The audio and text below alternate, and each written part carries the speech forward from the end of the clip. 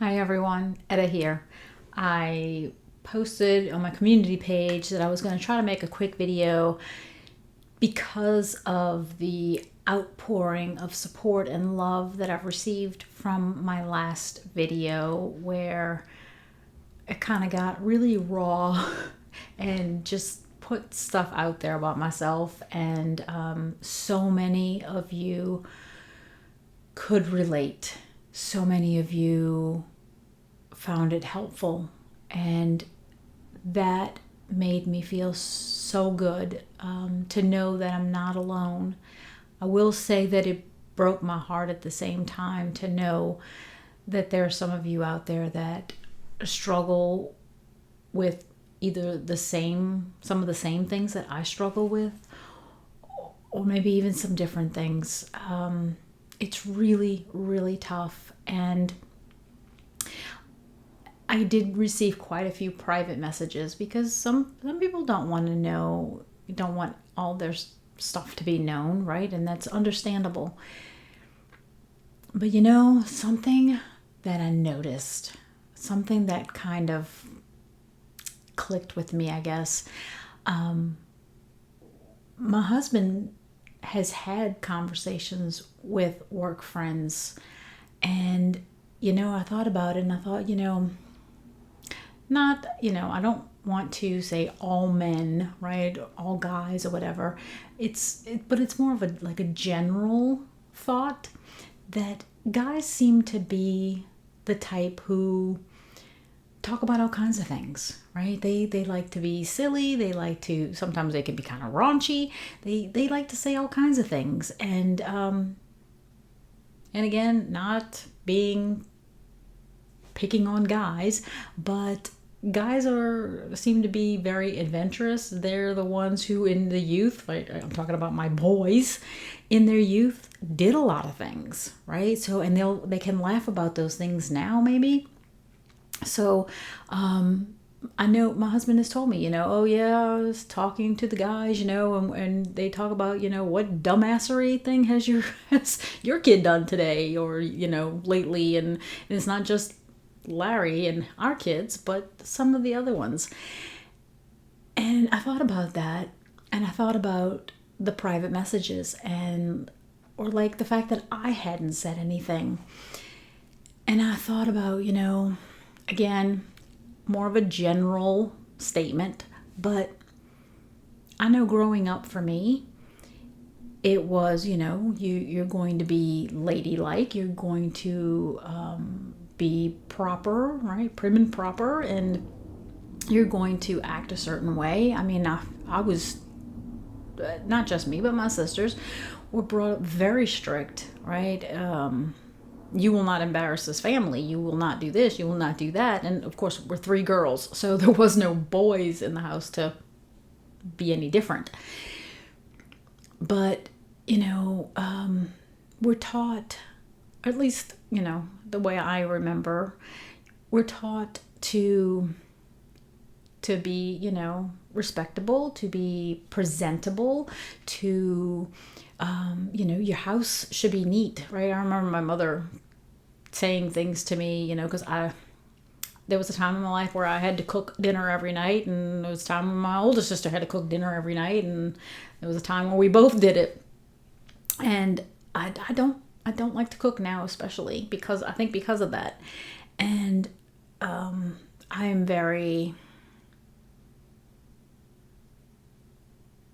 I can be vocal, but I can be very quiet. But I'm me, right? I'll put it out here for y'all, right? I'm not dressed in some nice, pretty blouse. My hair's up in a ponytail. I don't care, right? I have no makeup on. I don't wear makeup. My husband loves me the way I am. And I remember my mother telling me, you're never going to get a guy like that, right? The fact that I didn't want to do all those things. But so neither here nor there. I'm married now, and it doesn't really matter. But we're told, keep your house neat, and yeah. If you looked in this room right now, you'd see, no, it's not. All you can see is that right there. But oh my gosh, the video that I did where the boxes are still on the floor here. There's some bags from going to a store that I'm trying to save. Some of the bags, they're all over here. My trolley over there. Some boxes from the Scentsy that had come in, that's all over there. This room is a mess. It's a mess. I'm not showing it to you because that's what I was taught. But, it's always been about present yourself a certain way and don't say certain things, and nobody ever wants to be seen and judged, right? Nobody wants to be like, I wouldn't want people to say, oh my gosh, that Etta, she's a disaster looking, right? I mean, look at her hair and look at the way she dresses. And obviously I wouldn't want people to say that, but I'm at an age now that I'm like, whatever. So I think some of that, of what we were told and what we were taught, now makes it harder for some of us to be able to share those things out of fear of judgment, right? Out of fear of, it starts probably in grammar school or high school. Somebody finds out something about you and they're like, oh, well, I'm not going to hang out with that person, So, people, when you're afraid that people won't understand, there's a fear of sharing. Maybe I'm a little less scared to share. I mean, I haven't shared this for a long time. And like I said, some of this stuff, it's about my children, and it's not for me to share all the specifics with everyone. But I think part of me is, if I can look like this for a video, I'm not as worried about, one, you don't know my children, so you can't really have anything against them, nor would they care. That's for sure. They wouldn't care. But if somebody said, well, I can't watch Etta anymore, I can't change who I am. I can't change some of those things. And I think if I had a wish of what I wish people would understand, when I see posts, and this is coming from my heart. This is just something I'd like people to think about. I have seen posts many times over many years on Facebook, let's say, and a teenager has done something, right? They do what they do. Don't think for one second that I didn't tell my children, not hundreds, but probably thousands of times, the difference between right and wrong, what they should or shouldn't do. And they know the difference. I know they do. So much so that around me, because maybe they feel a little more relaxed, they'll use verbiage that, a lot of foul language. And I'm like, hello, I'm still your mother kind of thing. But if they were in front of other adults, oh, it's yes, ma'am, no, ma'am, right? But what I'd like people to realize is we teach our children, and some teenager will go do something. And I've seen posts where they're like, they blame the parents, and, oh, well, the parent should have to pay for that, or the parent should have to. I didn't do it. And I will argue that till the day I die. I didn't do it.